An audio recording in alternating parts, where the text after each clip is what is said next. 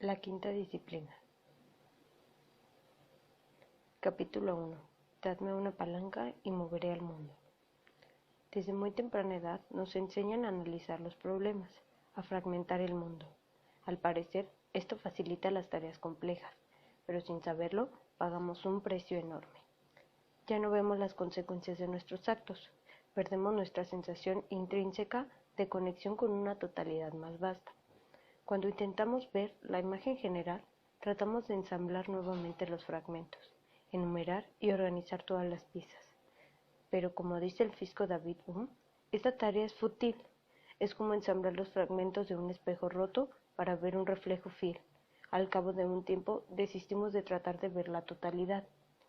Las herramientas e ideas presentadas en este libro están destinadas a destituir la ilusión de que el mundo está compuesto por fuerzas separadas y desconectadas. Cuando abandonamos esta ilusión, podemos construir organizaciones inteligentes, organizaciones donde la gente expande continuamente su aptitud para crear los resultados que desea, donde se cultivan nuevos y expansivos patrones de pensamiento, donde la aspiración colectiva queda en libertad y donde la gente continuamente aprende a aprender en conjunto. Como decía recientemente la revista Fortune, olvidé mis viejas y trilladas ideas acerca del liderazgo. La empresa de mayor éxito de la década del 90 será algo llamado organización inteligente. Y Are de Geus, jefe de planeación de Royal Dutch Shell, ha declarado: la capacidad de aprender con mayor rapidez que los competidores quizás sea la única ventaja competitiva sostenible. Al crecer la interconexión en el mundo y la complejidad y el dinamismo en los negocios, el trabajo se vincula cada vez más con el aprendizaje. Ya no basta con tener una persona que aprenda para la organización, llámese Ford, Slogan o Watson. Ya no es posible otear el panorama y ordenar a los demás que sigan las órdenes del gran estratega. Las organizaciones que cobrarán relevancia. Las organizaciones inteligentes son posibles porque en el fondo todos somos aprendices. Nadie tiene que enseñar a un niño a aprender. En rigor, nadie tiene que enseñar nada a un niño. Los niños son intrínsecamente inquisitivos. Aprendices hábiles que aprenden a caminar, hablar y apañárselas por su cuenta. Las organizaciones inteligentes son posibles porque aprender no solo forma parte de nuestra naturaleza, sino que amamos aprender. En alguna ocasión, la mayoría hemos formado parte de un gran equipo, un grupo de personas que juntas funcionaban maravillosamente, se profesaban confianza, complementaban mutuamente sus virtudes y compensaban mutuamente sus flaquezas, que tenían metas comunes más amplias que las metas individuales, que producían resultados extraordinarios. He conocido muchas personas que han experimentado esta profunda labor de equipo, en los deportes, en las artes dramáticas o en los negocios. Muchas han pasado gran parte de su vida procurando reencontrar esa experiencia. Lo que experimentaron fue una organización inteligente. El equipo no era magnífico desde un principio, sino que aprendió a generar resultados extraordinarios. Se podría argumentar que la comunidad internacional de negocios está aprendiendo a aprender en conjunto, transformándose en una comunidad abierta al aprendizaje. Aunque antaño muchas industrias estaban dominadas por un líder indiscutido, IBM, Kodak, Procter, Gamble, Xerox. Las industrias actuales, especialmente en manufacturación, cuentan con varias compañías excelentes. Las empresas americanas y europeas siguen el ejemplo de las japonesas. Las japonesas, a su vez, siguen a las coreanas y europeas. Se producen notables mejoras en las empresas de Italia, Australia y Singapur, y pronto difunden su influencia por todo el mundo. Además, hay otro movimiento, en cierto sentido más profundo, hacia las organizaciones inteligentes. Como parte de la evolución de la sociedad industrial, la opulencia material de la mayoría ha desplazado gradualmente el enfoque del trabajo.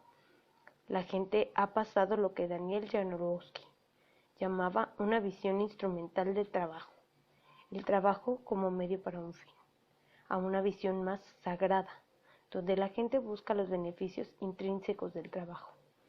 Nuestros abuelos trabajaban 6 días por semana para ganar lo que la mayoría de nosotros hemos ganado el martes por la tarde, dice Bill O'Brien, máximo ejecutivo de Hanover Insurance.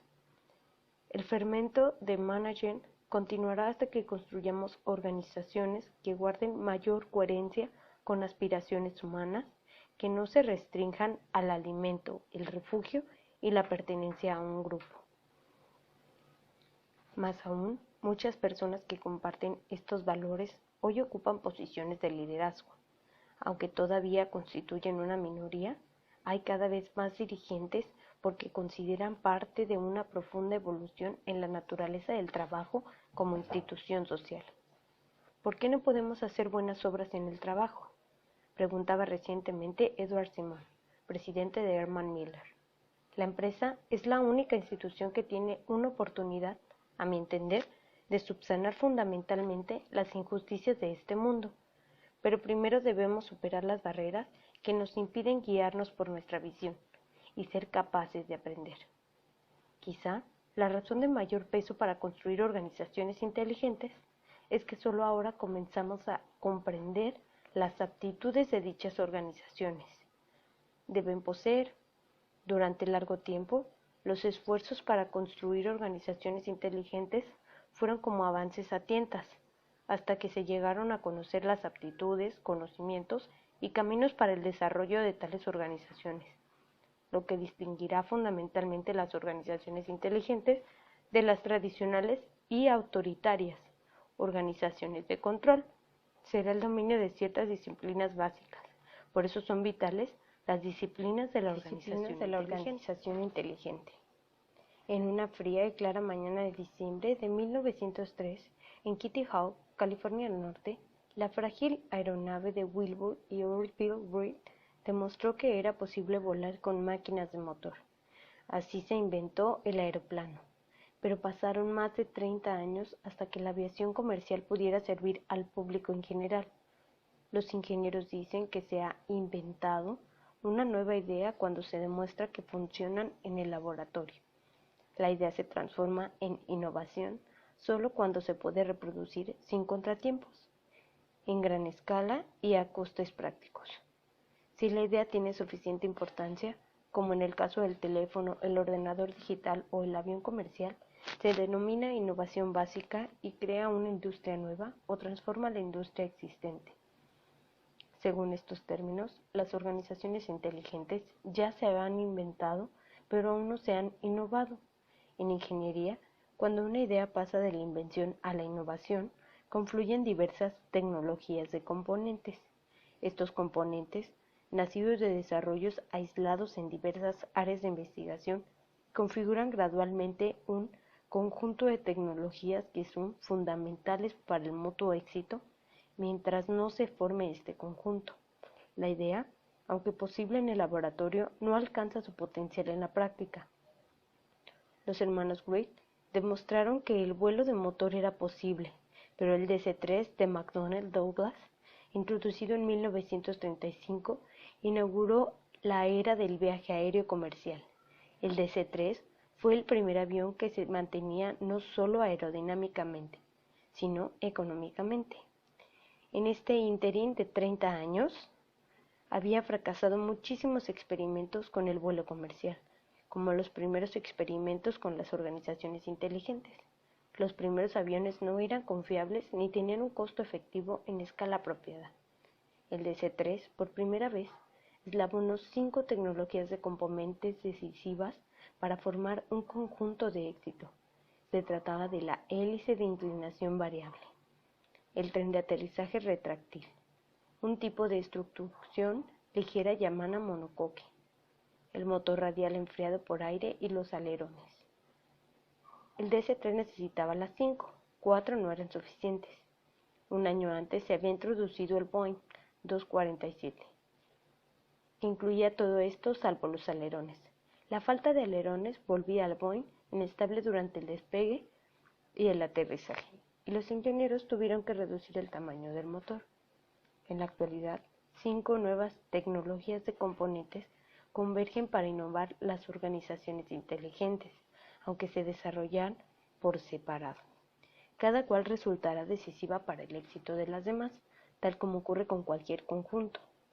Cada cual brinda una dimensión vital para la construcción de organizaciones con auténtica capacidad de aprendizaje, aptas para perfeccionar continuamente su habilidad para alcanzar sus mayores aspiraciones. Pensamiento sistémico. Se espesan las nubes, el cielo se oscurece, las hojas flamean y sabemos que lloverá. También sabemos que después de la tormenta el agua de desagüe caerá en los ríos y lagunas a kilómetros de distancia y que el cielo estará despejado para mañana. Todos estos acontecimientos están distanciados en el espacio y el tiempo, pero todos están conectados dentro del mismo patrón. Cada cual influye sobre el resto, y la influencia está habitualmente oculta. Solo se comprende el sistema de la tormenta al contemplar el todo, no cada elemento individual. Los negocios y otras empresas humanas también son sistemas, también están ligados por tramas invisibles de actos interrelacionados, que a menudo tardan años en exhibir plenamente sus defectos mutuos. Como nosotros mismos formamos parte de esa ubrime, es doblemente difícil ver todo el patrón del cambio. Por el contrario, solemos concentrarnos en fotos instantáneas, en partes aisladas del sistema. Y nos preguntamos por qué nuestros problemas más profundos nunca se resuelven. El pensamiento sistémico es El pensamiento sistémico es un marco conceptual, un cuerpo de conocimientos y herramientas que se ha desarrollado en los últimos 50 años, para que los patrones totales resulten más claros y para ayudarnos a modificarlos. Aunque las herramientas son nuevas, suponen una visión del mundo extremadamente intuitiva. Experimentos realizados con niños demuestran que ellos aprenden rápidamente el pensamiento sistémico. Dominio personal. Dominio puede sugerir la dominación de personas o cosas, pero dominio también alude a un nivel muy especial de habilidad. Un maestro artesano domina la alfarería o el tejido, pero no ejerce dominación sobre estas actividades. La gente con alto nivel de dominio personal es capaz de alcanzar coherentemente los resultados que más le importan. Aborda la vida como un artista abordaría una obra de arte. Lo consigue consagrándose a un aprendizaje incesante. El dominio personal es la disciplina que permite aclarar y ahondar continuamente nuestra visión personal, concentrar las energías, desarrollar paciencia y ver la realidad objetivamente. En cuanto tal, es una piedra angular de la organización inteligente, su cimiento espiritual.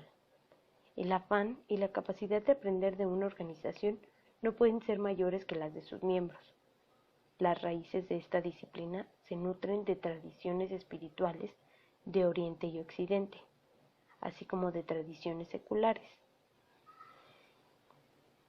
Asombrosamente, sin embargo, pocas organizaciones alientan el crecimiento de sus integrantes. Esto genera un gran derroche de recursos. Las personas ingresan en los negocios como individuos brillantes, cultos y entusiastas, rebosantes de energía y deseos de introducir cambio, dice Bill O'Brien de Hanover Insurance. Cuando llegan a los 30 años, algunos se concentran solo en su propia promoción y los demás reservan su tiempo para hacer lo que les interesa en el fin de semana. Pierden el compromiso, el sentido de misión y el estímulo con que iniciaron su carrera. Aprovechamos muy poco de sus energías y casi nada de su espíritu. Muy pocos adultos se afanan por desarrollar rigurosamente su dominio personal. Cuando preguntamos a los adultos qué quieren de la vida, la mayoría habla primero de aquello que querrían quitarse de encima. Ojalá mi suegra se mudara a otra parte. Ojalá se me fuera esta molestia de espalda. La disciplina del dominio personal, en cambio, comienza por aclarar las cosas que de veras nos interesan, para poner nuestra vida al servicio de nuestras mayores aspiraciones. Aquí interesan ante todo las conexiones entre aprendizaje personal y aprendizaje organizacional, los compromisos recíprocos entre individuo y organización, el espíritu especial de una empresa constituida por gentes capaces de aprender. Modelos mentales. Los modelos mentales son supuestos hondamente arraigados, generalizaciones e imágenes que influyen sobre nuestro modo de comprender el mundo y actuar. A menudo no tenemos conciencia de nuestros modelos mentales o los efectos que surten sobre nuestra conducta. Por ejemplo, notamos que una compañera de trabajo se viste con elegancia y nos decimos, ella es típica de un club campestre. Si vistiera con desaliño diríamos, no le importa lo que piensen los demás. Los modelos mentales de conducta empresarial también están profundamente arraigados. Muchas percepciones acerca de mercados nuevos o de prácticas organizacionales anticuadas no se llevan a la práctica porque entran en conflicto con poderosos y tácticos modelos mentales. Royal Dutch Shell, una de las primeras organizaciones grandes que comprendió las ventajas de acelerar el aprendizaje organizacional, llegó a reparar en la profunda influencia de los modelos mentales ocultos, sobre todo los compartidos por gran cantidad de personas. El extraordinario éxito administrativo de Shell durante los drásticos cambios en el impredecible mundo petrolero de los años 70 y 80 se debió en gran medida a que aprendió a relevar y desafiar los modelos mentales de los directivos. El retirado Aire de George, ex coordinador de planificación del grupo Shell, declara que la adaptación continua y el crecimiento es un ámbito cambiante, dependen del aprendizaje institucional, que es el proceso mediante el cual equipos de managers modifican modelos mentales compartidos acerca de su compañía, los mercados y sus competidores. Por esta razón, pensamos que la planificación es aprendizaje y la planificación empresarial es aprendizaje institucional. La disciplina de trabajar con modelos mentales empieza por volver el espejo hacia adentro, aprender a exhumar nuestras imágenes internas del mundo, para llevarlas a la superficie y someterlas a un riguroso escrutinio.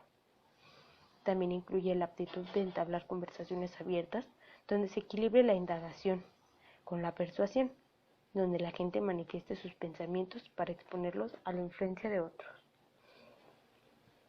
Construcción de una visión compartida. Si una idea sobre el liderazgo ha inspirado a las organizaciones durante miles de años, es la capacidad para compartir una imagen del futuro que se procura crear. Cuesta concebir una organización que haya alcanzado cierta grandeza sin metas, valores y misiones que sean profundamente compartidos desde la organización. IBM tenía servicio, Polaroid tenía fotografía instantánea, Ford tenía transporte público para las masas, Apple tenía informática para las masas, aunque muy diferentes en especie y contenido. Estas organizaciones lograron unir a la gente en torno de una identidad y una aspiración común. Cuando hay una visión genuina, la gente no sobresale ni aprende porque se lo ordene, sino porque lo desea. Pero muchos líderes tienen visiones personales que nunca se traducen en visiones compartidas y estimulantes. Con frecuencia, la visión compartida de una compañía gira en torno del carisma del líder o de una crisis que acicatea a todos temporariamente. Pero, dada la opción, la mayoría de la gente prefiere perseguir una meta elevada, no solo en tiempos de crisis, sino en todo momento. Lo que faltaba era una disciplina para traducir la visión individual en tiempos de crisis, sino en todo momento. La práctica de la visión compartida supone aptitudes para configurar visiones del futuro, compartidas que proporcionen un compromiso genuino antes que mero acatamiento. Al dominar esta disciplina, los líderes aprenden que es contraproducente tratar de imponer una visión, por sincera que sea. Aprendizaje en equipo. ¿Cómo puede un equipo de managers talentosos con un coeficiente intelectual de 120 tener un cociente intelectual colectivo de 63? La disciplina del aprendizaje en equipo aborda esta paradoja. Sabemos que los equipos pueden aprender en los deportes, en las artes dramáticas, en las ciencias y aún en los negocios. Hay sobresalientes ejemplos donde la inteligencia del equipo supera la inteligencia de sus integrantes y donde los equipos desarrollan aptitudes extraordinarias para la acción coordinada. Cuando los equipos aprenden de veras, no solo generan resultados extraordinarios, sino que sus integrantes crecen con mayor rapidez. La disciplina del aprendizaje en equipo comienza con el diálogo, la capacidad de los miembros del equipo para suspender los opuestos e ingresar en un auténtico pensamiento conjunto. Para los griegos, diálogos significaba el día libre flujo del significado a través del grupo, lo cual permitía al grupo descubrir percepciones que no se alcanzaban individualmente.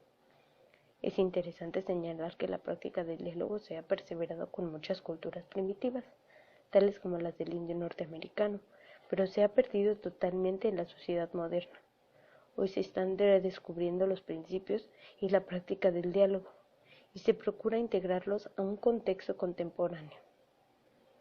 La disciplina del diálogo también implica aprender a reconocer los patrones de interacción que erosionan el aprendizaje en un equipo. Los patrones de defensa a menudo están profundamente enraizados en el funcionamiento de un equipo. Si no se los detecta, atentan contra el aprendizaje. Si se los detecta y se los hacen flotar creativamente, pueden acelerar el aprendizaje. El aprendizaje en equipo es vital porque la unidad fundamental del aprendizaje en las organizaciones modernas no es el individuo, sino el equipo. Aquí es donde la llanta muerde el camino. Si los equipos no aprenden, la organización no puede aprender. Si la organización inteligente fuera una innovación en ingeniería, como el aeroplano o el ordenador personal, los componentes se denominarían tecnologías. Para una innovación en conducta humana es preciso ver cómo los componentes como disciplinas. Por disciplina no aludo a un orden impuesto o a un medio de castigo, sino un corpus teórico y técnico que se debe estudiar y dominar para llevarlo a la práctica. Una disciplina es una senda de desarrollo para adquirir ciertas aptitudes o competencias, al igual que en cualquier disciplina, desde la ejecución del piano hasta la ingeniería eléctrica. Algunas personas tienen un don innato, pero con la práctica cualquiera puede desarrollar un grado de habilidad. La práctica de una habilidad supone un compromiso constante con el aprendizaje. Nunca se llega, uno se pasa la vida dominando disciplinas. Nunca se puede decir somos una organización inteligente, así como nadie puede decir soy una persona culta. Cuanto más aprendemos, más comprendemos nuestra ignorancia. Una empresa no puede ser excelente, en el sentido de haber alcanzado una excelencia permanente. Siempre está practicando las disciplinas del aprendizaje al borde de ser mejor o peor. No es novedad que las organizaciones se puedan beneficiar merced a las disciplinas. A fin de cuentas, las disciplinas de administración, tales como la contabilidad, existen desde hace tiempo. Pero las 5 disciplinas del aprendizaje difieren de las disciplinas más tradicionales de la administración por ser personales. Cada cual se relaciona con nuestro modo de pensar, con lo que queremos y con nuestra manera de interactuar y aprender mutuamente. En este sentido, se parece más a las disciplinas artísticas que a las disciplinas administrativas tradicionales. Más aún, aunque la contabilidad es buena para contar el puntaje, nunca hemos abordado las tareas más sutiles de organizaciones, de realzar su aptitud para la innovación y creatividad, de modelar la estrategia y diseñar políticas y estructuras mediante la asimilación de nuevas disciplinas. Por ello, las grandes organizaciones son a menudo fugaces. Disfrutan de un momento bajo, el sol, y luego se repliegan en silencio hacia las filas de los mediocres. Practicar una disciplina es diferente a emular un modelo. A menudo las innovaciones en la administración se describen haciendo referencia a las mejores prácticas de las llamadas empresas líderes. Aunque estas descripciones son interesantes, causan más daños que beneficios y generan una copia fragmentaria y el afán de alcanzar a los demás. No creo que las grandes organizaciones se construyan mediante el intento de emular a otras, así como la grandeza individual no se logra tratando de copiar a otra gran persona. Cuando las 5 tecnologías convergieron para crear el DS-3, nació la industria de las líneas aéreas comerciales. Pero el DS-3 no fue el final del proceso, sino el precursor de una nueva industria. Análogamente, cuando las 5 disciplinas que componen el aprendizaje hayan confluido, no crearán la organización inteligente, sino una nueva oleada de experimentos y progreso. La quinta disciplina. Es vital que las 5 disciplinas se desarrollen como un conjunto. Esto representará un desafío porque es mucho más difícil integrar herramientas nuevas que aplicarlas por separado. Pero los beneficios son inmensos. Por eso, el pensamiento sistémico es la quinta disciplina. Es la disciplina que integra las demás disciplinas, fusionándolas en un cuerpo coherente de teoría y práctica. Les impide ser recursos separados o una última moda, sin una orientación sistémica.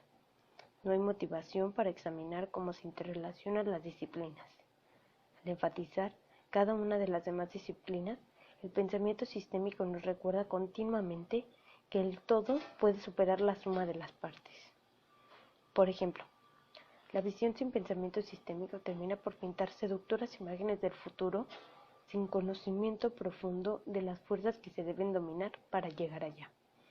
Esta es una de las razones por las cuales muchas firmas que en los últimos años se han entusiasmado con las visiones, descubren que éstas no bastan para modificar la suerte de una empresa. Sin pensamiento sistémico, la semilla de la visión cae en un terreno árido. Si predomina el pensamiento sistémico, no se satisface la primera condición para el cultivo de una visión: la creencia genuina de que en un futuro podremos concretar nuestra visión. Aunque declamemos que podemos alcanzar nuestra visión táctica de la realidad actual como un conjunto de condiciones creadas por los demás nos traiciona. Pero el pensamiento sistémico también requiere las disciplinas concernientes a la visión compartida, los modelos mentales, el aprendizaje en equipo y el dominio personal para realizar su potencial. La construcción de una visión compartida alienta un compromiso a largo plazo. Los modelos mentales enfatizan la apertura necesaria para desnudar las limitaciones de nuestra manera actual de ver el mundo. El aprendizaje en equipo desarrolla las aptitudes de grupos de personas para buscar una figura más amplia que trascienda las perspectivas individuales. Y el dominio personal alienta la motivación personal para aprender continuamente cómo nuestros actos afectan el mundo, sin dominio de sí mismas. Las personas se afincan tanto en un marco mental reactivo que resultan profundamente amenazadas por la percepción sistémica. Por último, el pensamiento sistémico permite comprender el aspecto más sutil de la organización inteligente, la nueva percepción que se tiene de sí mismo y del mundo. En el corazón de una organización inteligente hay un cambio de perspectiva. En vez de considerarnos separados del mundo, nos consideramos conectados con el mundo. En vez de considerar que un factor externo causa nuestros problemas, vemos que nuestros actos crean problemas que experimentamos. Una organización inteligente es un ámbito donde la gente descubre continuamente cómo crea su realidad y cómo puede modificarla. Como dijo Arquímedes, dadme una palanca y moveré al mundo. Un cambio de enfoque. Cuando preguntamos a la gente qué se siente al formar parte de un gran equipo, nos llama la atención el peso que se atribuye a esa experiencia. Las personas se sienten parte de algo mayor que sí mismas. Tienen la sensación de estar conectadas, de ser generativas. Para muchas personas, la experiencia de formar parte de grandes equipos sobresale como un periodo singular y plenamente vivido. Algunas pasan el resto de sus vidas buscando maneras de recobrar ese espíritu.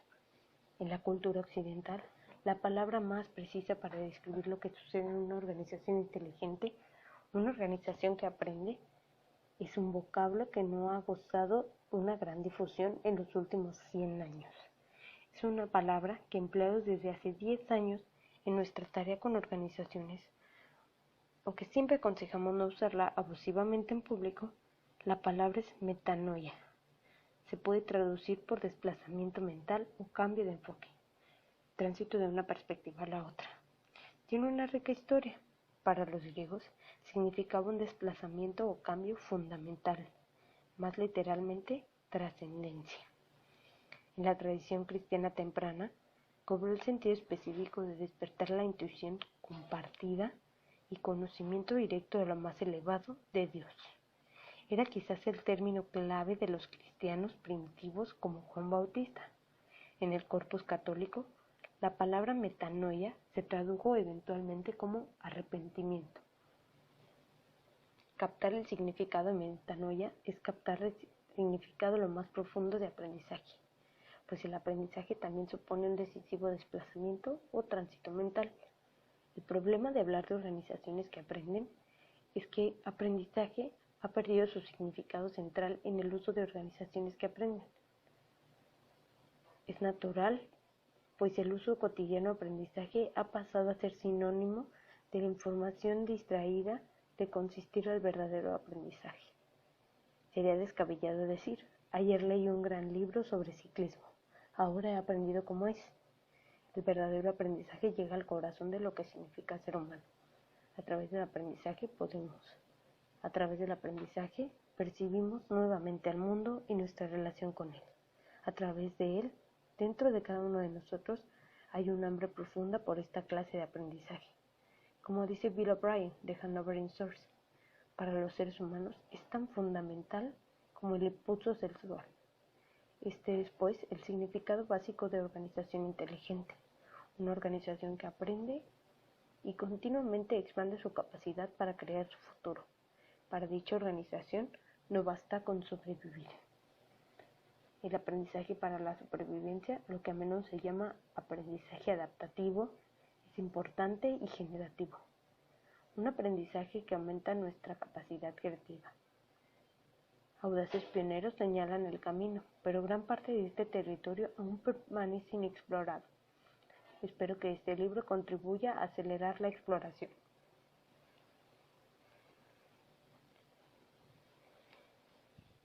Capítulo 2.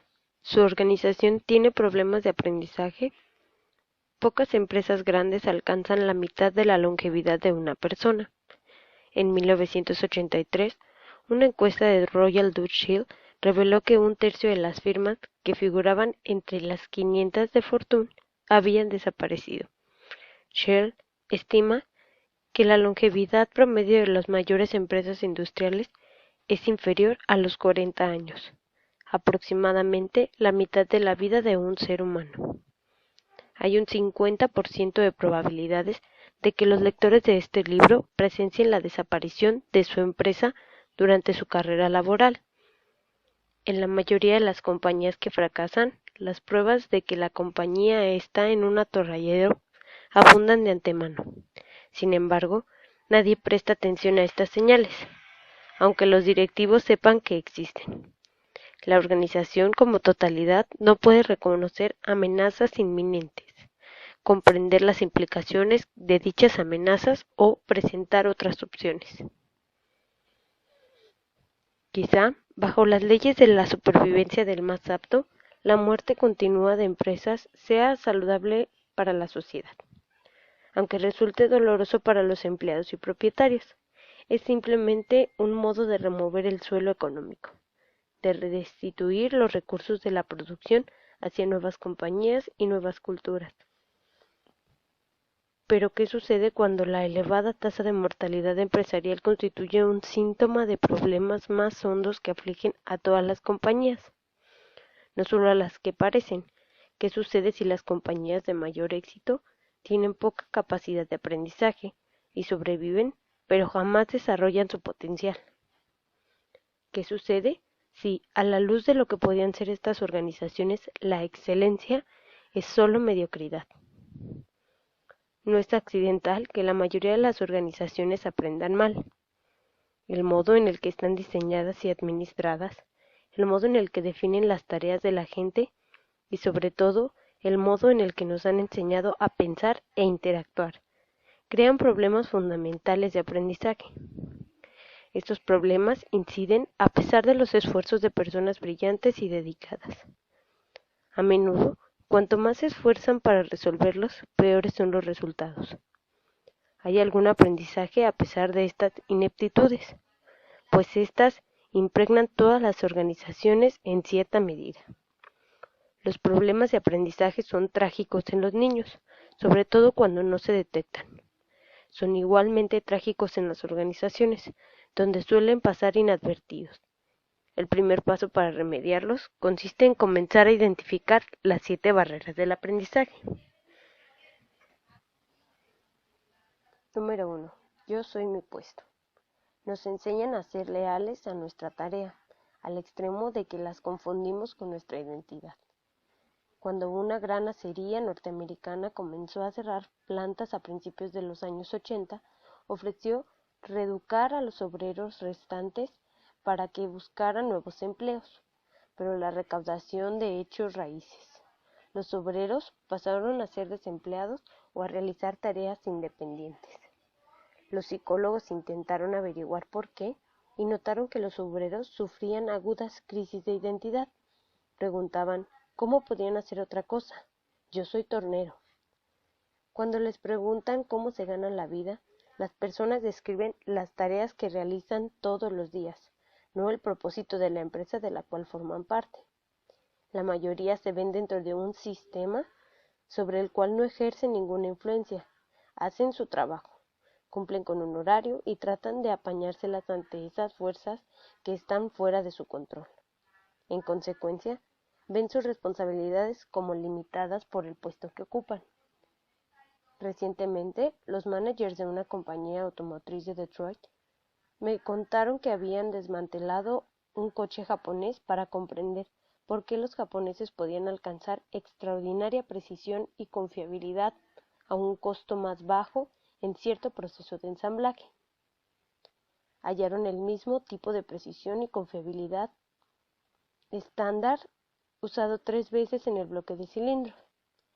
En cada ocasión unían un tipo distinto de componente. En el coche americano, el mismo ensamblaje requería 3 pernos diferentes que requerían 3 llaves diferentes y 3 inventarios de pernos, con cual el ensamblaje resultaba más lento y más costoso. ¿Por qué los americanos usaban 3 pernos? Porque la organización de diseño de Detroit tenía 3 grupos de ingenieros, cada cual responsable de su propio componente. El japonés tenía un solo diseñador, responsable del montaje de todo motor y tal vez de mucho más. La ironía es que cada uno de los 3 grupos de ingenieros norteamericanos consideraban que su trabajo era bueno porque su perno y su ensamblaje funcionaban a la perfección. Cuando las personas de una organización se concentran únicamente en su puesto, no sienten mayor responsabilidad por los resultados que se generan cuando interactúan todas las partes. Más aún, cuando los resultados son decepcionantes, resulta difícil saber por qué. Solo se puede suponer que alguien cometió una falla.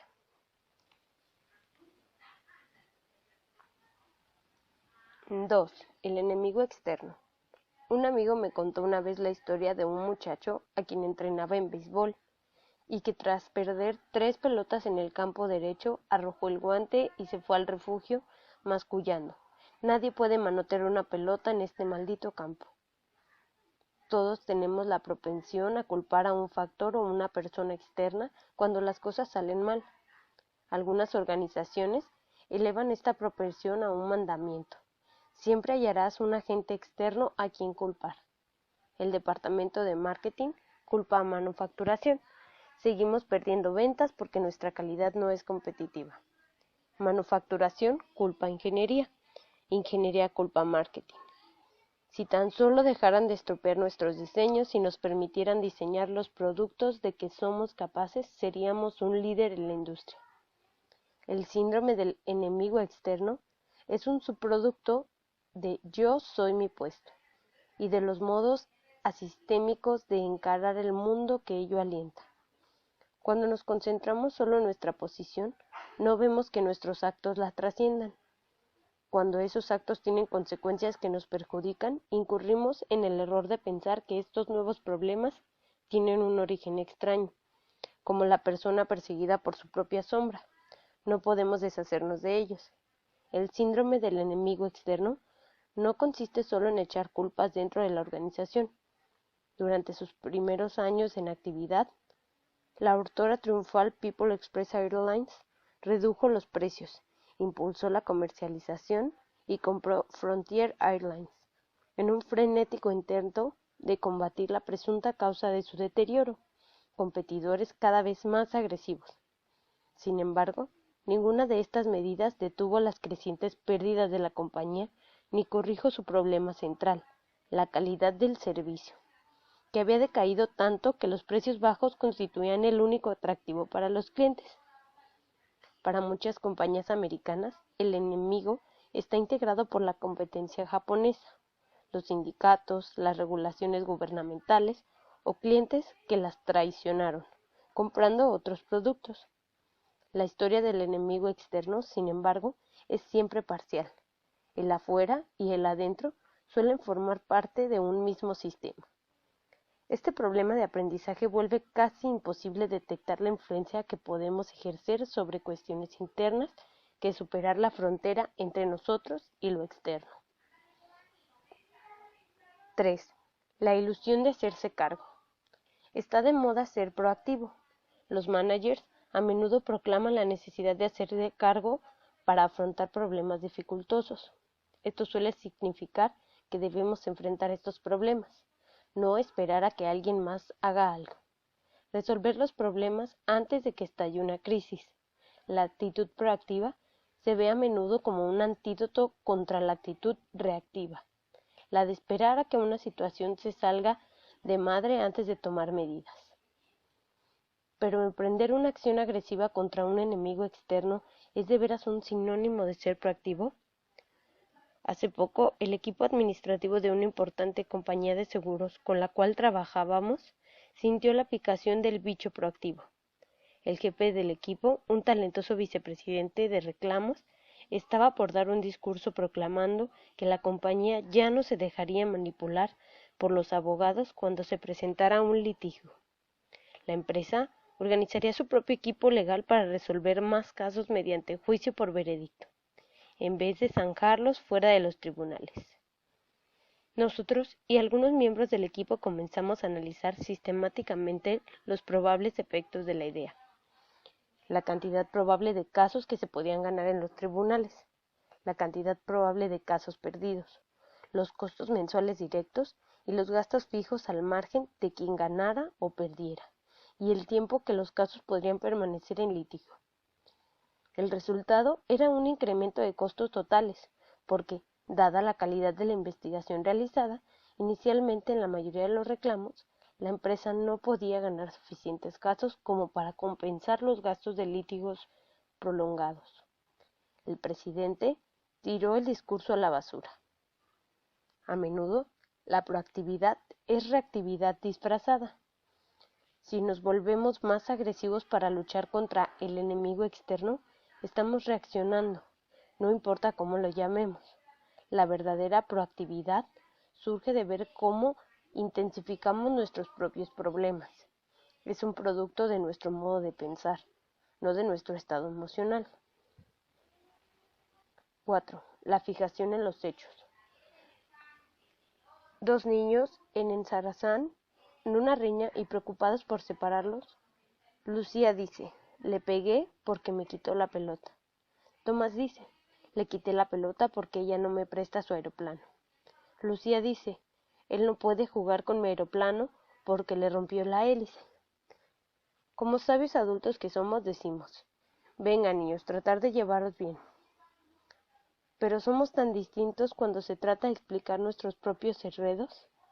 Estamos condicionados para ver la vida como una serie de hechos y creemos que para cada hecho hay una causa obvia. La preocupación por los hechos domina las deliberaciones empresariales, las ventas del mes pasado, los nuevos recortes de presupuesto, las ganancias del trimestre anterior, quién fue ascendido o descendido, el nuevo producto de nuestros competidores, la demora que se anunció para nuestro nuevo producto y demás. Los medios informativos refuerzan el énfasis en los acontecimientos inmediatos. Si algo ocurrió hace 2 días, deja de ser noticia. El énfasis en los hechos desemboca en explicaciones fácticas. En promedio, Dow Jones bajó ayer 16 puntos, anuncia el periódico, porque ayer se anunciaron bajas ganancias para el cuarto trimestre. Esas explicaciones pueden ser ciertas en alguna medida, pero nos impiden ver los patrones más amplios que subyacen en los hechos y comprenden las causas de estos patrones. Nuestra fijación en los hechos forma parte de nuestro programa evolutivo, en el diseño de un cavernícola destinado a la supervivencia. La aptitud para contemplar el cosmos no podía ser un criterio primordial. Lo importante es la aptitud para ver el tigre diente de sable por encima del hombro izquierdo y reaccionar con rapidez. La ironía es que hoy las primordiales amenazas para nuestra supervivencia, tanto de nuestras organizaciones como de nuestras sociedades, no vienen de hechos repentinos, sino de procesos lentos y graduables. La carrera armenista, el deterioro ecológico, la erosión del sistema de educación pública de una sociedad, el capital físico cada vez más obsoleto, el deterioro de la calidad de diseños o productos, son productos lentos y graduales. El aprendizaje generativo no se puede sostener en una organización si el pensamiento de la gente está dominado por hechos inmediatos. Si nos concentramos en los hechos, a lo sumo podemos decir un hecho antes de que ocurra para tener una reacción óptima, pero no podemos aprender a crear. 5. La parábola de la rana hervida. La mala adaptación a amenazas crecientes para la supervivencia aparece con tanta frecuencia en los estudios sistémicos de los fracasos empresariales que ha dado nacimiento a la parábola de la rana hervida.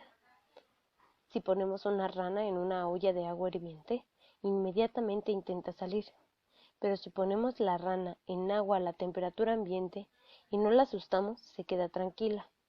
Cuando la temperatura se eleva de 21 a 26 grados centígrados, la rana no hace nada e incluso parece pasarlo bien. A medida que la temperatura aumenta, la rana está cada vez más aturdida y finalmente no está en condiciones de salir de la olla. Aunque nada se lo impide, la rana se queda ahí y hierve. ¿Por qué? Porque su aparato interno para detectar amenazas a la supervivencia está preparado para cambios repentinos en el medio ambiente, no para cambios lentos y graduales. Algo similar sucedió con la industria automotriz norteamericana. En los años 60 dominaba la producción de América del Norte. Eso comenzó a cambiar muy gradualmente. Los 3 grandes de Detroit no venían a Japón como una amenaza en 1962, cuando la presencia japonesa en el mercado de los Estados Unidos era inferior al 4%, ni en 1967, cuando era inferior al 10%, ni en 1974, cuando era inferior al 15%. Cuando los 3 grandes empezaron a examinar críticamente sus prácticas y supuestos a principios de los años 80, la participación japonesa en el mercado de los Estados Unidos se había elevado al 21.3%. En 1989, la participación japonesa llegaba al 30% y la industria automotriz americana solo daba cuenta al 60% de los automóviles vendidos en los Estados Unidos. Aún no sabemos si esta rana tendrá fuerzas para salir del agua caliente. Para aprender a ver procesos lentos y graduales tenemos que aminorar nuestro ritmo frenético y prestar atención no solo a lo evidente, sino a lo sutil. Si nos sentamos a mirar los charcos dejados por la marea, no vemos mucho al principio, pero si nos detenemos a observar, al cabo de 10 minutos, el charco cobra vida. Ese mundo de bellas criaturas está siempre ahí, pero se mueve tan despacio que al principio no lo vemos. El problema es que nuestra mente está tan sintonizada en nuestra secuencia que no podemos ver nada. A 78, solo a 33, no eludiremos el destino de la rana, a menos que emprendamos a minorar nuestro ritmo frenético y ver esos procesos graduales que a menudo plantean para todos los 6. mayores. La ilusión de que se aprende con la experiencia. La experiencia directa constituye un potente medio de aprendizaje.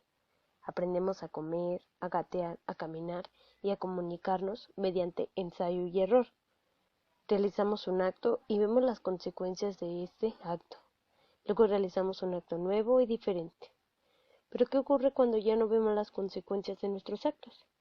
¿Qué sucede si las consecuencias primarias de nuestros actos están en el futuro distante o en una parte distante del sistema más amplio del cual podemos operar? Cada uno de nosotros posee un horizonte de aprendizaje, una anchura de visión en el tiempo y el espacio, dentro del cual evaluamos nuestra eficacia. Cuando nuestros actos tienen consecuencias que trascienden el horizonte de aprendizaje, se vuelve imposible aprender de la experiencia directa. He aquí un fundamental dilema de aprendizaje que afrontan las organizaciones. Se aprende mejor de la experiencia, pero nunca experimentamos directamente las consecuencias de muchas de nuestras decisiones más importantes. Las decisiones más críticas de las organizaciones tienen consecuencias en todo el sistema y se extienden durante años o décadas. Las decisiones de investigación y desarrollo tienen consecuencias de primer orden en marketing y manufacturación. La inversión en nuevas instalaciones fabriles y procesos influye en la calidad y la distribución durante una década o más. La promoción de las personas atinadas modela el clima estratégico y organizacional durante años. Se trata de decisiones donde hay escaso margen para el aprendizaje por ensayo y error. Los ciclos son muy difíciles de ver y por tanto es difícil aprender de ellos. Si duran más de un año o dos, el autor Rappenkafun Jr., especialista en pensamiento sistémico, señala que la mayoría de la gente tiene memoria corta. Cuando hay un exceso temporario de trabajadores en determinado campo, todos hablan de ese exceso y se obstaculiza el acceso de los jóvenes. Al cabo de unos años, esto crea una escasez, sobran puestos y se apremia a los jóvenes a ocuparlos, lo cual era un exceso. Obviamente, el mejor momento para empezar a prepararse para un empleo es cuando la gente ha hablado durante años de un exceso y hay pocos ingresos. De ese modo, uno termina su educación justo cuando comienza la escasez. Tradicionalmente, las organizaciones intentan superar las dificultades de afrontar el enorme impacto de ciertas decisiones dividiéndose en componentes. Influyen jerarquías funcionales que permitan intervenir con mayor facilidad. Pero las divisiones funcionales se transforman en feudos. Lo que antes era una cómoda división del trabajo se transforma en una serie de chimeneas que impiden el contacto entre las funciones. Resultado, el análisis de los problemas más importantes de una compañía. Los problemas complejos que trascienden de los límites funcionales se convierten en un ejercicio peligroso o inexistente. 7. El mito del equipo administrativo.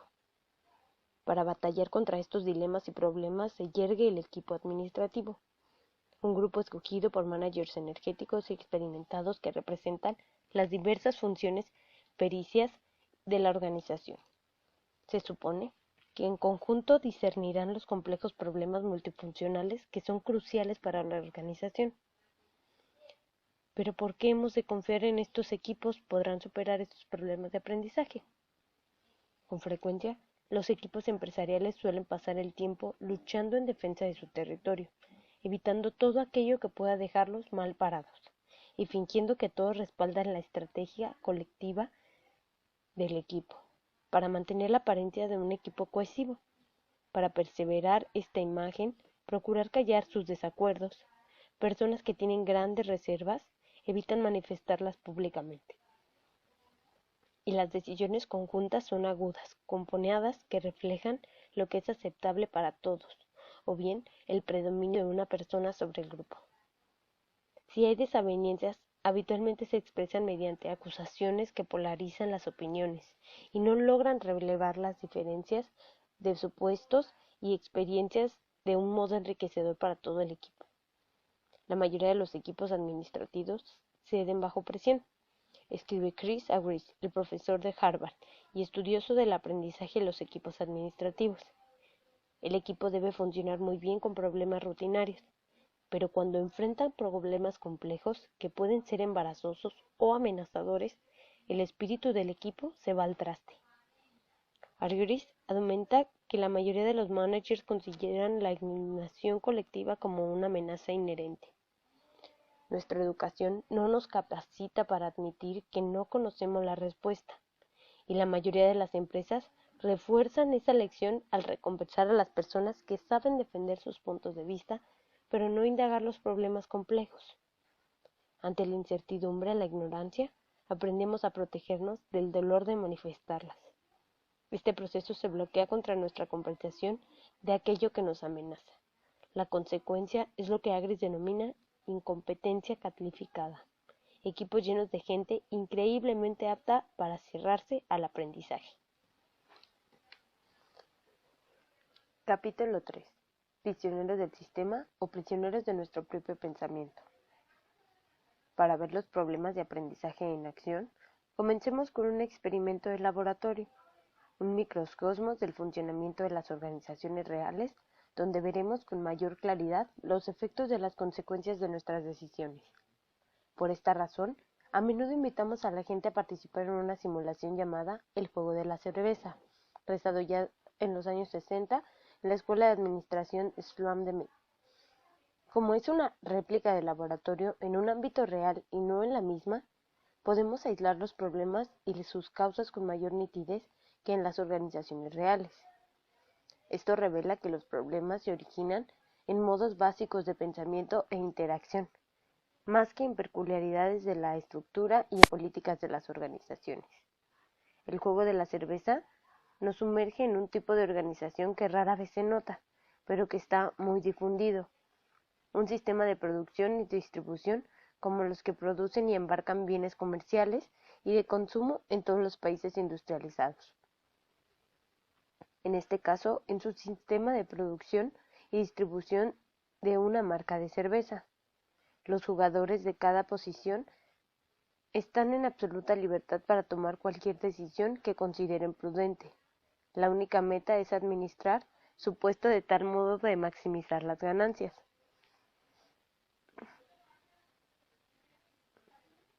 Como ocurre en muchos juegos, el desarrollo de una sesión se puede narrar en forma de historia. Hay tres personajes principales: el minorista, un mayorista y el director de marketing de una fábrica de cerveza. La historia se cuenta desde el punto de vista de cada uno de los jugadores, omitiendo al distribuidor. El minorista. Imagine que usted es un minorista. Tal vez usted sea el manager de una luminosa tienda que funciona de las 24 horas en una intersección suburbana. O tal vez usted posea un viejo almacén en una calle de las casas victorianas, o en una tienda de bebidas en una autopista remota. No importa el aspecto del local, ni qué otras cosas vende usted.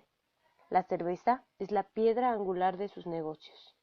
No solo usted gana dinero con ella, sino que atrae clientes para que compren, quizá maíz tostado y papas fritas. Usted trabaja con una docena de marcas de cervezas y lleva una cuenta aproximada de las cajas que guarda en la trastienda, donde usted guarda el stock.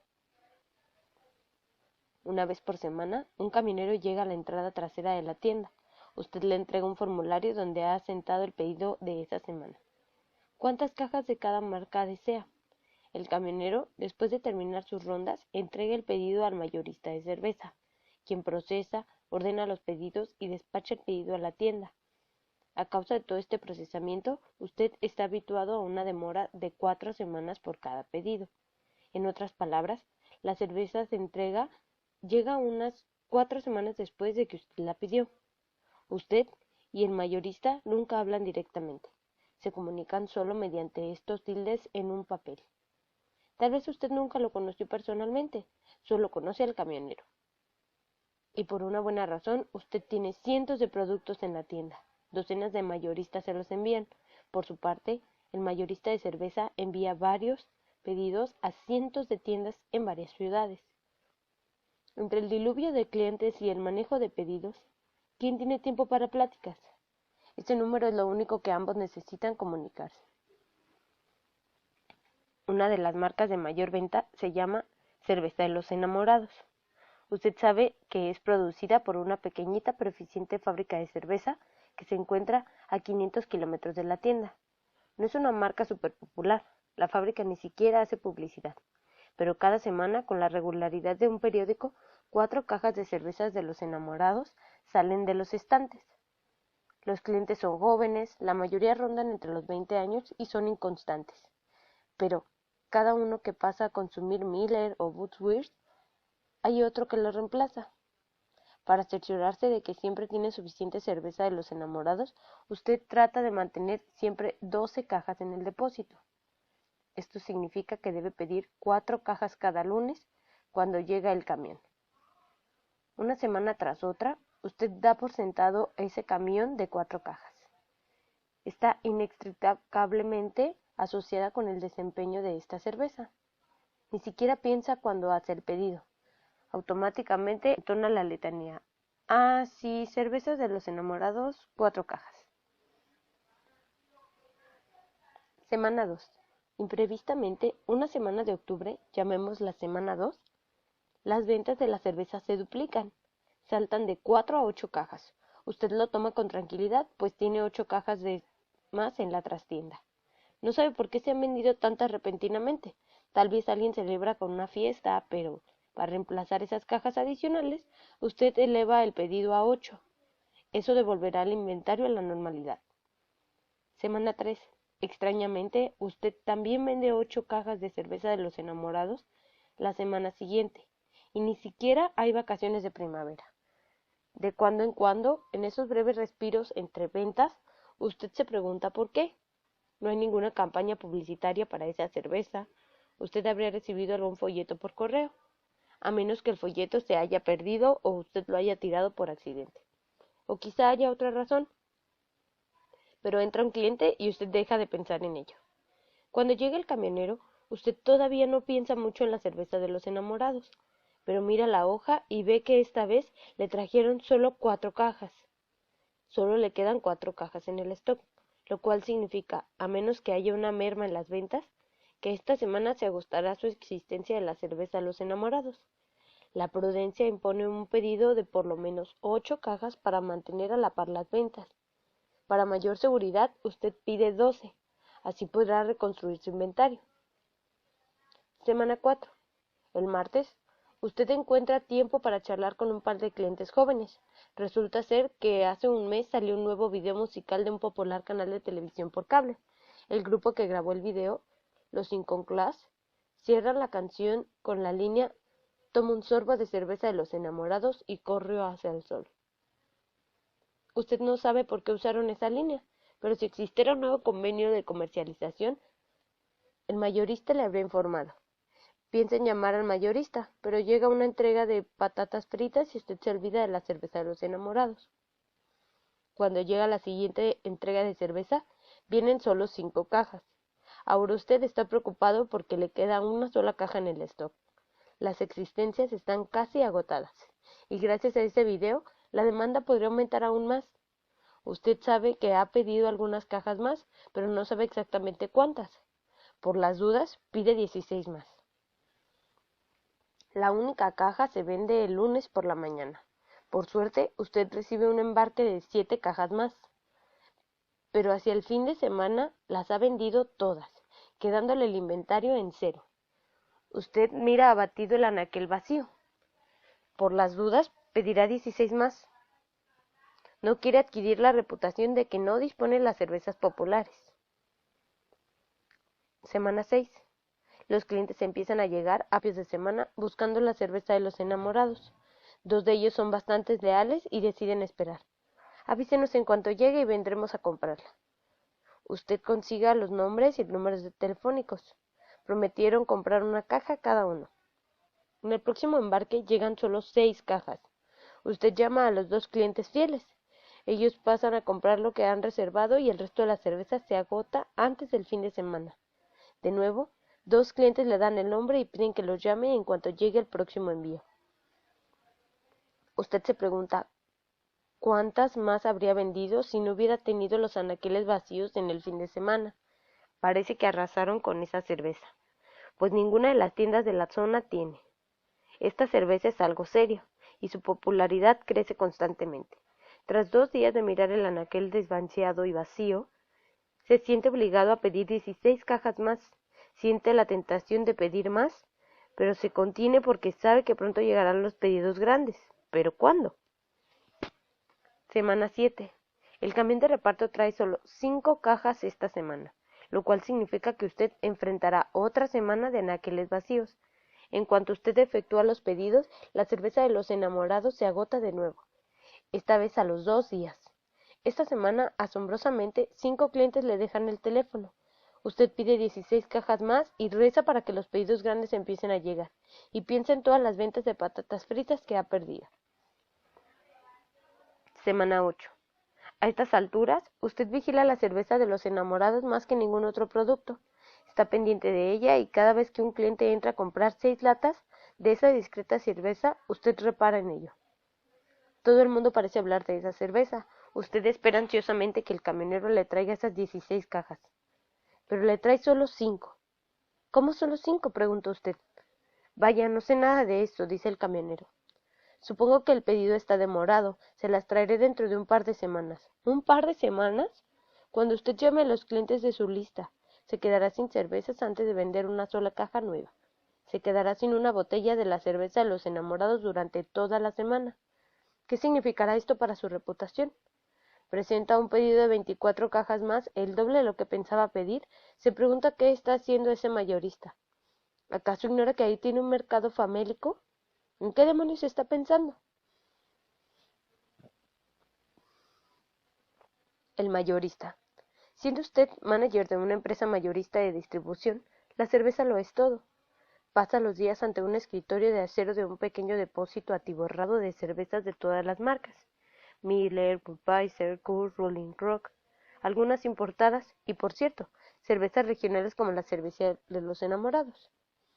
La región a la que usted sirve incluyendo una ciudad grande, varias ciudades satélites, una red de suburbios y algunas zonas rurales apartadas. Usted no es el único mayorista de cerveza, pero goza de una sólida reputación. Para varias marcas pequeñas, entre ellas la cerveza de los enamorados, usted es el único distribuidor de la zona. Usted se comunica con la fábrica mediante el mismo método que usan los minoristas para comunicarse con usted. Garrapatea números en un formulario que usted entrega al camionero todas las semanas. 4 semanas después llega la cerveza correspondiente a ese pedido. En vez de pedir por caja, sin embargo, usted pide por gruesa. Cada gruesa alcanza para llenar una camioneta. Cuando un minorista pide 4 cajas de cerveza de los enamorados, semana tras semana, usted pide 4 gruesas de la fábrica, semana tras semana. Eso basta para mantener una acumulación de 12 gruesas en el inventario en todo momento. En la semana 8, usted está tan frustrado y furioso como sus minoristas. Cerveza de los enamorados siempre era una marca regular y confiable, pero hace unas semanas, en la semana 4, esos pedidos empezaron a subir abruptamente. La semana siguiente los pedidos minoristas subieron aún más. En la semana 8, la mayoría de las tiendas pedían el triple o el cuádruple de lo que pedían regularmente. Al principio, usted había cumplido con esos pedidos adicionales valiéndose de la mercancía del depósito, y usted había sido previsor. Notando que existía una tendencia, había elevado la cantidad de cerveza de los enamorados que pedía en la fábrica. En la semana 6, después de ver un artículo sobre el video de Rock and Beer News, elevó aún más los pedidos, hasta el extremo de 20 gruesas por semana. Eso representaba el quíntuplo del pedido normal, pero usted lo necesitaba. La popularidad se estaba duplicando, triplicando y aún cuadruplicando. A juzgar por la demanda en las tiendas, en la semana 6, usted despachó toda la cerveza de que disponía y entró en el infierno de la espera. Cada semana usted despachaba lo que podía y enviaba a las tiendas equivalentes de pagarles para cubrir el resto. Algunas de las tiendas más grandes llamaron y usted les ofreció tratamiento preferencial, pero ya no disponía de cerveza de los enamorados en el inventario. Al menos sabía que faltaban solo un par de semanas para que empezara a llegar la cerveza extra. En la semana 8, cuando usted llamó a la fábrica para preguntar si había alguna manera de acelerar las entregas, quedó consternado al descubrir que solo habían empezado a acelerar la producción 2 semanas antes. Apenas se enteraban del incremento de la demanda. ¿Cómo podrían ser tan lentos? Ahora es la semana 9. Usted recibe pedidos por 20 gruesas de cerveza de los enamorados por semana y aún no las tiene. A fines de semana anterior, usted había registrado pedidos por otras 29 gruesas.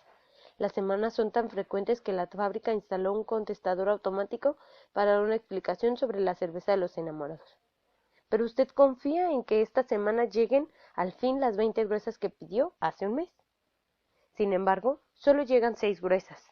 Al parecer la fábrica está atrasada en las entregas y ahora solo empieza a embarcar los pedidos grandes. Usted llama a las tiendas más grandes y asegura que la cerveza pedida llegará dentro de poco tiempo. La semana 10 es exasperante. La cerveza adicional que usted esperaba, por lo menos 20 gruesas, no llega. La fábrica no pudo acelerar tanto la producción, o eso parece. Solo envía 8 gruesas. Es posible comunicarse con la fábrica por teléfono, pues todos están trabajando en planta. Las tiendas, entre tanto, venden la cerveza a más no poder. Usted recibe pedidos sin precedentes. Esta semana son 26 gruesas. O quizá piden tanto porque no reciben ninguna cerveza. De un modo u otro, usted debe mantener el ritmo. ¿Qué ocurriría si no reciben ninguna cerveza y acuden a los competidores? Usted pide 40 gruesas a la fábrica. En la semana 11, usted siente la tentación de tomar almuerzos larguísimos en el bar que está a la vuelta de la esquina del depósito. Llegan solo 12 gruesas de cerveza de los enamorados. Aún no se puede comunicar con la gente de la fábrica y tiene más de 100 pedidos para cubrir. 67 gruesas a la espera y otras 28 gruesas a las tiendas que piden esta semana. Algunos costos de estos pedidos vencen y usted no se anima a expresarle sus temores al contador. Tiene que conseguir esa cerveza. Pide a la fábrica otras 40 gruesas. A la semana 12 es obvio que esta nueva demanda de cerveza a los enamorados es un cambio mucho mayor del esperado. Usted suspira con resignación, pensando cuánto dinero podría ganar si tuviera el stock necesario. ¿Cómo pudo la fábrica hacerle esto? ¿Por qué la demanda subió tan pronto? ¿Cómo podrá usted mantener el ritmo? Solo sabe que no lo pillarán de nuevo en esta situación. Pide 60 gruesas más. Durante las 4 semanas siguientes, la demanda continúa superando la oferta. En la semana 13, usted no atina a cumplir con todos los pedidos demorados. Finalmente, usted empieza a recibir embarques más grandes de la fábrica. En las semanas 14 y 15, al mismo tiempo, los pedidos de las tiendas bajan un poco. Tal vez hayan pedido de más en las semanas anteriores. A estas alturas, todo lo que ayuda a reducir los pedidos en espera es un alivio. Ahora, en la semana 16, usted al fin recibe casi toda la cerveza que pidió hace unas semanas. 55 gruesas. Llega a principios de semana y usted se dirige a ese sector del depósito para observar las pilas. Hay tantas cajas de cerveza de los enamorados como de las marcas importantes, y pronto saldrá de ahí. Durante la semana, usted guarda ansiosamente los pedidos. Incluso se detiene ante el escritorio de recepción para ver los formularios. Pero en todos los formularios ve siempre el mismo número. 000. ¿Qué le pasa a esta gente? Hace 4 semanas pedía a gritos esa cerveza. Ahora no quiere nada. De pronto, usted siente un escalofrío. Cuando el camionero parte de la ronda que incluye a la fábrica, usted lo alcanza. Firma el formulario y tacha las 24 gruesas que había pedido, añadiendo su propio 0. La semana siguiente llegan 60 cargas más de cerveza de los enamorados. Las tiendas todavía piden ceros. Usted todavía pide 0. Tiene 109 gruesas de cerveza en los enamorados en el depósito. Podría bañarse con ella todos los días y no lograría reducirla. Pero sin duda, las tiendas pedirán más esta semana. A fin de cuentas, todavía están proyectando ese video. En sus sombrías cavilaciones, usted envía a cada minorista al rincón más remoto del infierno, el rincón reservado para quienes no cumplen sus promesas. Y una vez más, los minoristas piden 0 cajas de cerveza de los enamorados. Usted, a su vez, pide 0 gruesas a la fábrica. Y sin embargo, la fábrica continúa distribuyendo cerveza. Esta cerveza aparece 60 gruesas más. ¿Qué tiene el departamento de esa fábrica? ¿Alguna vez terminará? La fábrica de cerveza. Imagine que usted fue contratado hace 4 meses para manejar la distribución y comercialización en la fábrica. donde Cerveza de los Enamorados es solo uno de los varios productos primarios. Es una fábrica pequeña, célebre por su calidad, no por su vigor de comercialización. Por eso lo contrataron a usted. Evidentemente usted ha hecho las cosas bien. Es su segundo mes de trabajo, los pedidos se han elevado drásticamente. Al final, en su tercer mes de empleo, usted sintió la satisfacción de recibir pedidos de 40 gruesas de cerveza por semana, en vez de las 4 que había comenzado. Y usted embarcó. Bien, solo embarcó 30, porque las fábricas también acumulan pedidos retrasados. En esta fábrica se retardan 2 semanas desde que se decide destilar una botella de cerveza hasta que la cerveza está lista para el embarque. Desde luego, usted tenía algunas semanas de reserva en el depósito, pero esos stocks se agotaron en la semana 7, solo 2 semanas después de la llegada de estos grandes pedidos. La semana siguiente usted tenía pedidos de 9 gruesas y otras 24 gruesas en pedidos nuevos. Solo pudo despachar 22 gruesas. En esta época usted era un héroe de la compañía. El manager de la planta había dado a todo el mundo incentivos para trabajar el doble del tiempo y hacía febriles entrevistas para contratar más obreros. Usted tuvo un golpe de suerte con el video de los iconoclastas. Usted se enteró acerca del video en la semana 3, por cartas que algunos adolescentes enviaron a la fábrica, pero hubo que llegar a la semana 6 para que ese video se tradujera en pedidos más altos. La fábrica no logró cumplir con los pedidos acumulados ni siquiera en la semana 14. Usted había pedido regularmente tantas de mezcla de 60 gruesas o más. Se preguntaba a cuándo ascendería su bonificación de ese año. Quizá pudiera pedir un porcentaje de las ganancias, al menos mientras lograra cumplir con los pedidos. Ya se veía retardado en la cubierta de Marketing Week. Al fin logró cumplir con los pedidos la semana 16, pero la semana siguiente los distribuidores pidieron solo 19 gruesas, y la semana pasada, la semana 18, no pidieron más cerveza. Algunos formularios tenían tachaduras. Ahora es la semana 19. Usted tiene 100 gruesas de cerveza en el inventario y prácticamente no hay más pedidos. 0. Entretanto, la cerveza destilada se sigue acumulando. Usted efectúa esa temible llamada telefónica para comunicársela al jefe. Será mejor frenar la producción un par de semanas, dice usted, y agrega usando una palabra que aprendió en la universidad. Tenemos una discontinuidad. Hay un silencio del otro lado de la línea y usted añade, pero sin duda es solo temporaria. El mismo patrón continúa durante 4 semanas más, la semana 20, 21, 22 y 23. Gradualmente sus esperanzas de un resurgimiento se desmoronan, y sus excusas resultan cada vez menos convincentes. Esos distribuidores nos reventaron, masculla usted. Los minoristas no compraron suficiente cerveza. La prensa y ese video promovieron la cerveza hasta que el mundo se saturó. En el fondo, son esos chicos inconstantes, no tienen lealtad. ¿Cómo pudieron comprar cientos de cajas en un mes y nada el siguiente mes? Nadie echa de menos cuando usted pide el coche de la compañía al comienzo de la semana 24. Ante todo se detiene en la oficina del mayorista. No solo es la primera vez que lo ve personalmente, sino que es la segunda vez que habla con él. Nunca hubo nada que decir hasta esta crisis. Ambos se saludan hurañamente y luego el mayorista lo lleva hasta el depósito. Hace 2 meses que no recibimos pedidos para esa marca, dice el mayorista. Estoy totalmente desconcertado. Mire, aún tenemos 220 gruesas. Ambos deciden que la demanda se elevó rápidamente y sufrió un bajón drástico. Otro ejemplo de la inconstancia del público. Si los minoristas hubieran tenido la decencia de avisar, esto no habría ocurrido. Usted está elaborando un informe de estrategia de marketing mientras regresa a casa, pero de pronto decide parar en la tienda de un minorista. El propietario de la tienda está ahí. Usted se presenta y el minorista lo mira con una sonrisa socarrona, dejando a un asistente a cargo de la tienda. Ambos van a un bar a beber una taza de café. El minorista ha llevado las libretas donde consigna el inventario de la tienda y las pone sobre la mesa. Usted no sabe cuántas ganas de estrangularle tenía hace unos meses. ¿Por qué?, pregunta usted. Mire, nos han quedado 93 cajas en la trastienda. A este ritmo tardaremos 6 semanas en pedir más.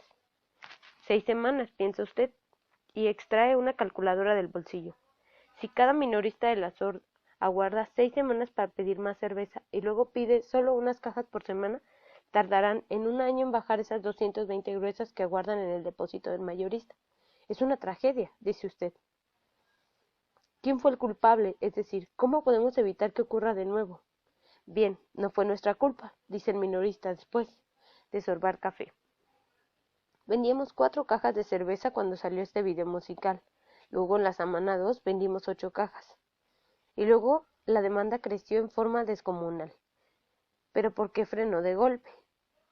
No, usted no entiende, dice el minorista. La demanda nunca creció de forma descomunal, ni frenó de golpe. Aún vendemos 8 cajas de cerveza, una semana tras otra. Pero ustedes no nos enviaron la cerveza que necesitábamos, así que teníamos que seguir pidiendo, para cerciorarnos de que hubiera la suficiente para satisfacer a la clientela. Pero tuvimos la cerveza cuanto antes. Entonces quizá fue la culpa del mayorista. Me he preguntado si no debería cambiar de proveedor. De algunos modos, usted debería hacer una promoción con cupones o algo parecido para que yo pudiera recuperar algunos costos. Me gustaría deshacerme de esas 93 cajas. Usted pide más café.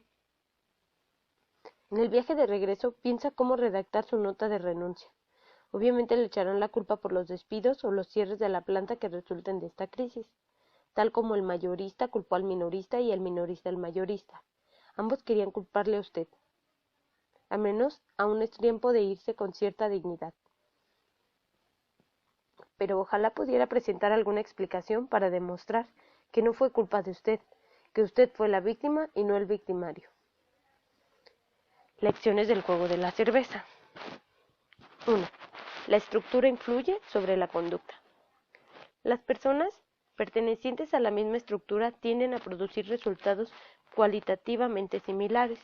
Cuando hay problemas o el desempeño no satisface las expectativas, es fácil encontrar a alguien o algo para echarle la culpa. Pero a menudo los sistemas causan sus propias crisis que no obedecen a fuerzas externas ni a errores individuales. 2.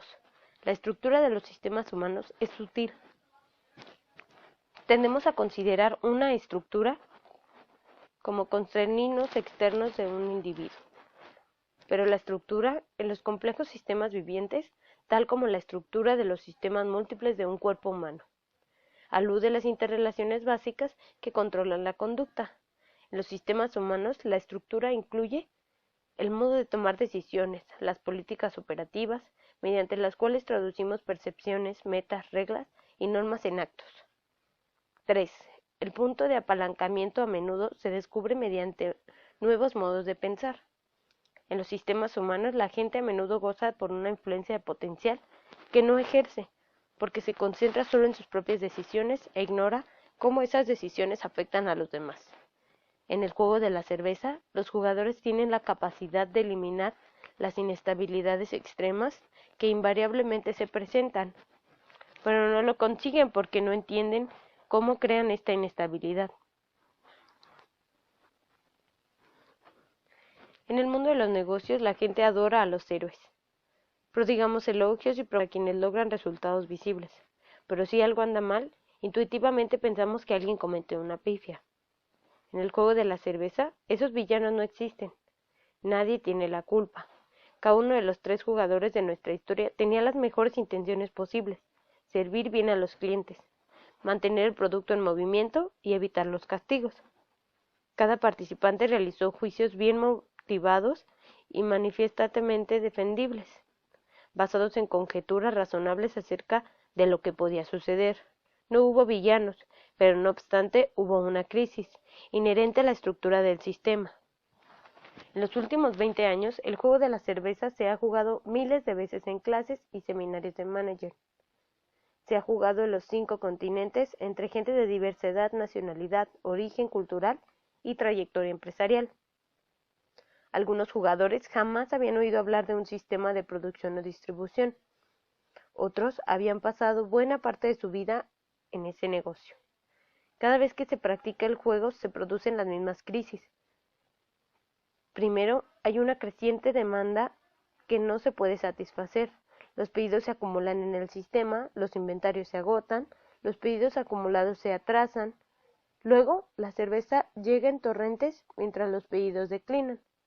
Al final de los experimentos, en casi todos los jugadores se quedan con grandes inventarios, de los cuales no pueden deshacerse. Por ejemplo, no es inusual hallar inventarios de fábrica que alcanzan cientos de pedidos pendientes de los mayoristas por 8, 10 o 12 cajas semanales. Sí, literalmente miles de jugadores de orígenes absolutamente diversos generan patrones de conducta cualitativa similares. Las causas de esta conducta deben trascender a los individuos. Las causas de esta conducta deben formar parte de la estructura del juego. Más aún, las estructuras del tipo juego de la cerveza crean crisis similares en los sistemas de producción y distribución de la vida real. Por ejemplo, en 1985, los chips de memoria de los ordenadores personales eran baratos y fáciles de hallar. Las ventas bajaron en 18% y los productores norteamericanos sufrieron pérdidas de 25 a 60%. Pero a fines de 1986 hubo una repentina escasez, que luego fue exacerbada por el pánico y el exceso de pedidos. El resultado fue un incremento de 100 a 300% en el precio de esos mismos chips. Un similar aumento y descenso en la demanda ocurrió en la industria de los semiconductores en 1973 a 1975. Al cabo de una enorme acumulación de pedidos y grandes demoras de la entrega, la demanda se derrumbó, y de la mañana a la noche se conseguía cualquier producto en cualquier proveeduría. Al cabo de varios años, Siemens, Signet, Nordic Telecom, Honeywell y Schroeder entraron en el negocio mediante la adquisición de fábricas debilitantes de semiconductores. A mediados de 1989, General Motors, Ford y Chrysler, como lo expresó el Wall Street Journal del 30 de mayo, producían más coches de los que podían vender, y el inventario de los concesionarios se acumulaba. Las compañías hoy son plantas ociosas y despiden obreros en cantidades que no se han visto en años. Economías nacionales enteras sufren estos aumentos y descensos de la demanda. Los ciclos de ascenso y descenso son recurrentes en diversas empresas de servicio. Por ejemplo, los bienes raíces son notoriamente cíclicos, a menudo a causa de especuladores que incrementan los precios para atraer inversores para nuestros proyectos. Paul King, planificador de apartamentos de Massachusetts, declaró a la McNeil Lederson Newshore en 1989. El teléfono sonaba en nuestras oficinas y nosotros decíamos: ¿cómo vamos a afrontar eso? Pediremos a todos nos envíen un cheque de $5,000 con el nombre y los pondremos en la lista. De repente tuvimos más de 150 cheques en el escritorio. Un descenso repentino sucedió en ese auge. King, entrevistado en esta ciudad costera, llena de solares sin vender, manifestó: era una sensación de hundimiento lento. Ahora es tiempo de empezar a construir para el próximo auge. Lamentablemente, las personas de la industria de bienes raíces están demasiado ocupadas tratando de afrontar los problemas que les dejó el último. La realidad de los sistemas de producción-distribución a menudo es que, por el juego de la cerveza, un minorista real puede hacer pedidos de 3 o 4 mayoristas a la vez, esperar la llegada de la primera partida y cancelar las demás órdenes. Los productores reales a veces se topan con límites de capacidad de producción que no están presentes en el juego, y así exacerban el pánico en el sistema de distribución. A la vez, los productores invierten en la capacidad adicional, porque creen que los niveles actuales de la demanda continuarán en el futuro. Y luego se encuentran abrumados con la capacidad excesiva una vez que la demanda se desmorona. La dinámica de los sistemas de producción-distribución, como el juego de la cerveza, ilustran el primer principio del pensamiento sistémico.